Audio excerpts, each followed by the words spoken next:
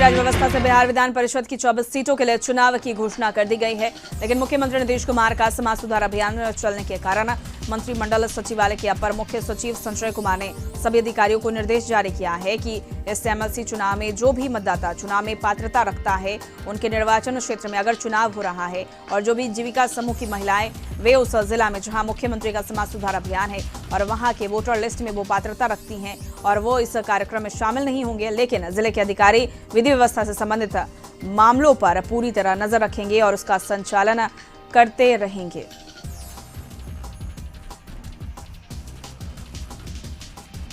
बेगूसराय में बेखौफ बदमाशों ने मछली मारने के विवाद में घर में घुसकर फायरिंग के साथ फायरिंग में संजीव कुमार सिंह की पत्नी सरोज देवी को जहां कमर में गोली लग गई, वहीं उसके देवर राजीव कुमार को पेट में गोली लग गई। आनन फानन में स्थानीय लोगों ने घायल देवर भाभी को इलाज के लिए निजी अस्पताल में भर्ती कराया, जहां पर ये घटना नया गांव थाना क्षेत्र के गोरगावा गांव की है। परिजनों ने 1 लाख रुपए रंगदारी नहीं देने पर घटना को अंजाम देने का आरोप लगाया है। फिलहाल पुलिस सभी बिंदुओं पर छानबीन कर रही है।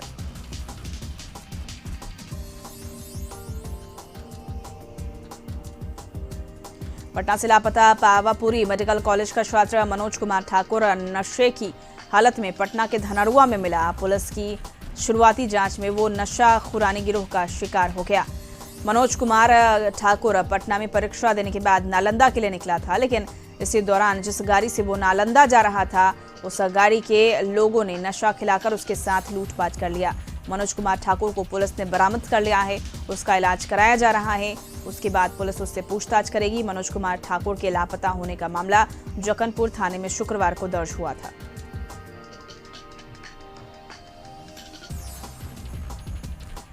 पंचायती राज व्यवस्था से बिहार विधान परिषद की 24 सीटों के लिए चुनाव की घोषणा कर दी गई है, लेकिन मुख्यमंत्री नीतीश कुमार का समाज सुधार अभियान चलने के कारण मंत्रिमंडल सचिवालय के अपर मुख्य सचिव संजय कुमार ने सभी अधिकारियों को निर्देश दिया है कि इस एमएलसी चुनाव में जो भी मतदाता चुनाव में पात्रता रखता है, उनके निर्वाचन क्षेत्र में अगर चुनाव हो रहा है और जो भी जीविका समूह की महिलाएं वे उस जिला में जहां मुख्यमंत्री का समाज सुधार अभियान है और वहां के वोटर लिस्ट में वो पात्रता रखती हैं, वो इस कार्यक्रम में शामिल नहीं होंगे, लेकिन जिले के अधिकारी विधि व्यवस्था से संबंधित मामलों पर पूरी तरह से नजर रखेंगे और उसका संचालन करते रहेंगे।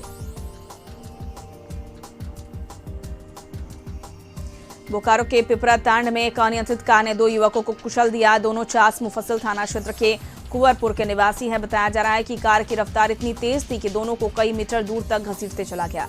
घटना के बाद चालक कार लेकर फरार हो गया। वही लोगों ने सड़क किनारे पड़े घायलों को पिपरा तांड से सदर अस्पताल में भर्ती कराया। पुलिस ने बताया कि युवकों की संख्या 4 थी, जिसमें 2 युवक गरगा नदी में शौच के लिए गए थे, जबकि 2 युवक सड़क के किनारे थे। इस बीच कार ने दोनों को चपेट में ले लिया। साहिबगंज जिला में संचालित पत्थर क्रशर प्लांट जोन का केंद्रीय प्रदूषण नियंत्रण बोर्ड के सचिव प्रशांत गगड़व के नेतृत्व में एनजीटी की टीम ने निरीक्षण किया। एनजीटी टीम पिछले 2 दिनों से साहिबगंज में खदान और क्रशर क्षेत्रों का जायजा ले रही है। साहिबगंज में संचालित क्रशर और पत्थर खदान से होने वाले प्रदूषण से किस प्रकार से पर्यावरण को बचाया जा सके, इसको लेकर टीम ने बारीकी से जांच की और फिर जिला मुख्यालय में उपायुक्त की उपस्थिति में पदाधिकारियों के साथ समीक्षा बैठक की। वहीं साहिबगंज जिले में वायु प्रदूषण को लेकर टीम ने कई सुझाव भी दिए और नियमों का सख्ती से पालन नहीं होने पर कानूनी कार्रवाई की भी जानकारी दी।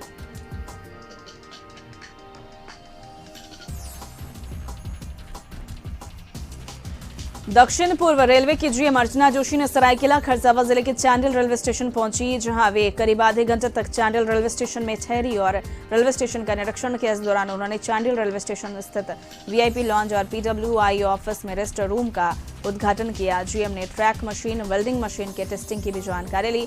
जीएम ने चिंगरीडीह स्थित GC55 में बने रेल फाटक का भी निरीक्षण किया। जीएम ने निमडी स्टेशन से बंगाल के टामना रेलवे स्टेशन तक स्पीड ट्रायल भी किया। बेगूसराय में बेखौफ बदमाशों ने चलती ट्रेन से एक यात्री का पर्स और मोबाइल छीनकर भागने लगा और इस दौरान छिनतई के शिकार युवक की ट्रेन से उतरकर बदमाश का पीछा किया तो ट्रैक पर गिरकर युवक घायल हो गया। घटना बेगूसराय स्टेशन के पास बाघा बाईपास गुमटी के निकट की है। बताया जाता है कि दादर गुवाहाटी एक्सप्रेस ट्रेन से पश्चिम बंगाल निवासी मोहम्मद इलियास अपने साथियों के साथ यात्रा कर रहा था। जैसे ही ट्रेन बाघा बाईपास के पास स्लो हुई, तभी एक बदमाश ट्रेन में घुसकर मोहम्मद इलियास का पर्स और बैग छीनकर भाग गए। उस दौरान मोहम्मद इलियास अपने साथियों के साथ ट्रेन से उतरकर उसका पीछा किया। इस दौरान मोहम्मद इलियास रेलवे ट्रैक पर गिरकर घायल हो गए।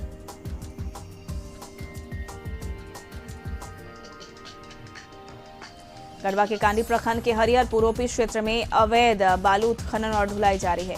पुलिस ने अवैध कारोबार में लगे 5 ट्रैक्टर को जब्त किया है। भवनाथपुर पुलिस इंस्पेक्टर चंदन कुमार ने हरिहरपुर स्थित सोन नदी से 5 ट्रैक्टर को जब्त कर लिया है। वहीं 2 ट्रैक्टर चालक को भी गिरफ्तार किया है, जबकि 3 अन्य चालक और मजदूर भागने में सफल रहे।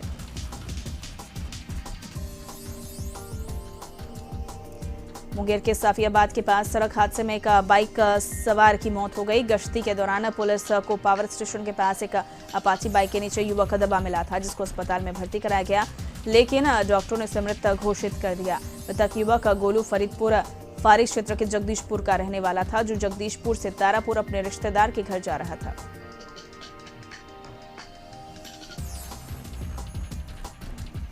उधर धनबाद के गोविंदपुर थाना क्षेत्र के भीथिया में NH2 पर ट्रक ने बाइक सवार को रौंद दिया, जिसमें 2 युवक की मौत हो गई तथा एक की स्थिति गंभीर बताई जा रही है। पुलिस ने ट्रक को जब्त कर घटना में घायल युवकों को आनंद फानंद अस्पताल में भर्ती कराया। बताया जा रहा है कि गोविंदपुर थाना क्षेत्र के NH2 पर शादी समारोह से लौट रहे बाइक को ट्रक ने टक्कर मार दी, जिसकी चपेट में आने से बाइक पर सवार 2 युवक की मौत हो गई और एक की स्थिति अत्यंत गंभीर है। लोगों का कहना है कि मृतक का नाम संतोष कुमार है, वहीं दूसरे मृतक की पहचान नहीं हो पाई है।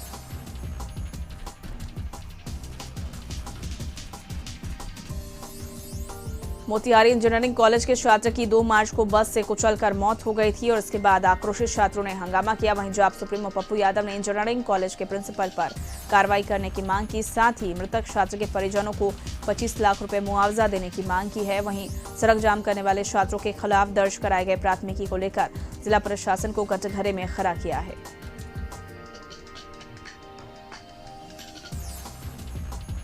समस्तीपुर के मुफस्सिल थाना क्षेत्र के मोहनपुर में रफ्तार का कहर देखने को मिला है, जहां बाइक सवार एक युवक दुर्घटना का शिकार हो गया है और उसकी मौके पर ही मौत हो गई है। हालांकि अभी तक युवक की पहचान नहीं हो पाई है। ये घटना के बाद समस्तीपुर मुसरी घरारी पथ पर हुई है। यह पूरी घटना सीसीटीवी कैमरे में कैद हो गई है।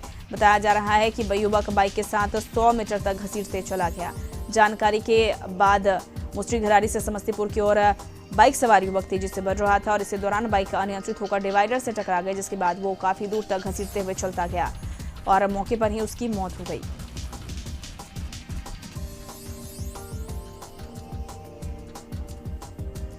भागलपुर में पटाखा विस्फोट मामले में हुई 14 मौतों के बाद राज्य के डीजीपी एसके सिंघल ने बड़ा बयान दिया है। उन्होंने कहा कि इस हादसे में एक ही परिवार के 5 लोगों की मौत हो गई है। डीजीपी ने बताया कि हादसे में कुल 14 लोगों की जान गई है, जबकि 10 लोग बुरी तरह से घायल हुए हैं। इस घटना में पुलिस की लापरवाही को लेकर तारपुर के थाना प्रभारी को तत्काल प्रभाव से निलंबित कर दिया गया है। डीजीपी ने बताया कि मौके से प्लास्टिक और काफी मात्रा में बारूद बरामद किया गया है, जिसका इस्तेमाल पटाखा बनाने के लिए किया जाता है।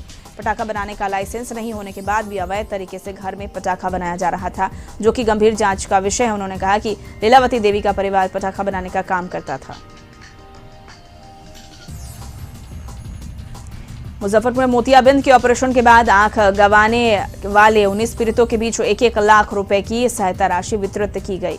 सीएम नीतीश कुमार के आदेश पर जिलाधिकारी ने सभी पीड़ितों के बीच मुख्यमंत्री राहत कोष से 1-1 लाख की सहायता राशि दी। गौरतलब है कि 22 नवंबर 2021 से 27 नवंबर 2021 के बीच मुजफ्फरपुर के निजी अस्पताल में मोतियाबिंद का ऑपरेशन हुआ था, जिसके बाद 19 लोगों की आंख की रोशनी चली गई थी।